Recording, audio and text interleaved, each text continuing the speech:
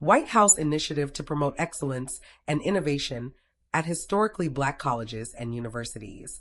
April 23rd, 2025.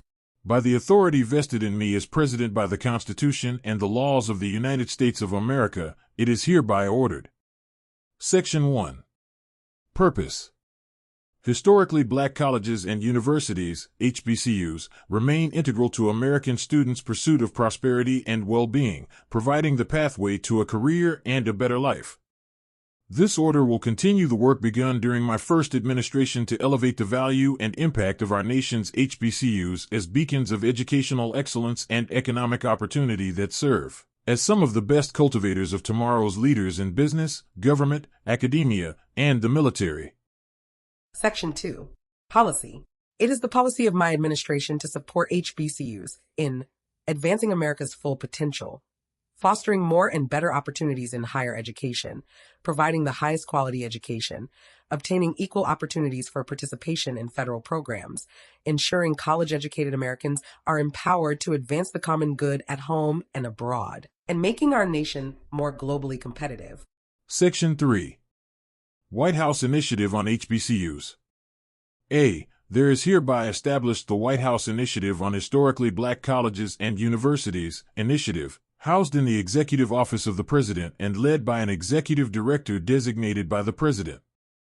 B. The initiative shall work with executive departments and agencies, the President's Board of Advisors on Historically Black Colleges and Universities established in Section 4 of this order, private sector employers, educational associations, philanthropic organizations, and other partners to increase the capacity of HBCUs to provide the highest quality education to an increasing number of students.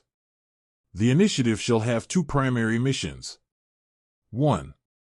Increasing the private sector role, including the role of private foundations, in A. Strengthening HBCUs through enhanced institutional planning and development, fiscal stability, and financial management.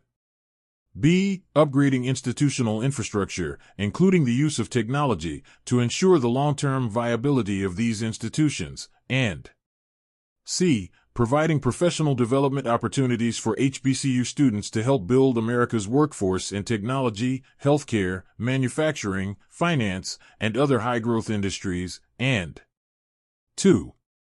Enhancing HBCU's capabilities to serve our nation's young adults by A. Supporting implementation of the HBCU Partners Act, Public Law 116-270, including facilitating the federal agency plan process required by Section 4 of that Act, 20 U.S.C. 1063d. B. Working to advance my administration's key priorities related to promoting innovation and excellence throughout HBCUs in consultation with HBCU leaders, representatives, students, and alumni. C. Fostering private sector initiatives and public-private and philanthropic partnerships to promote centers of academic research and program excellence at HBCUs. D. Improving the availability and quality of information concerning HBCUs in the public policy sphere. E. Sharing administrative and programmatic best practices within the HBCU community. F. Addressing efforts to promote student success and retention at HBCUs, including college affordability, degree attainment, campus modernization, and infrastructure improvements. G. Partnering with private entities and elementary and secondary education stakeholders to build a pipeline for students that may be interested in attending HBCUs and promote affordable degree attainment. H. Encouraging states to provide the required state matching funds for 1890 land-grant institutions. 1. Collaborating with the Department of Agriculture and state governments to establish a framework for addressing barriers to accessing federal funding to ensure that HBCUs receive the maximum funding to which they may be entitled. J. Collaborating with agencies to improve the competitiveness of HBCUs for other sources of federal research and development funding, and K. Convening an annual White House Summit on HBCUs to address matters related to the initiative's missions and functions. C. The heads of agencies shall assist and provide information to the initiative, consistent with applicable law, as may be necessary to carry out the functions of the initiative. Each agency shall bear its own expenses of participating in the initiative. Section 4. President's Board of Advisors on HBCUs. A.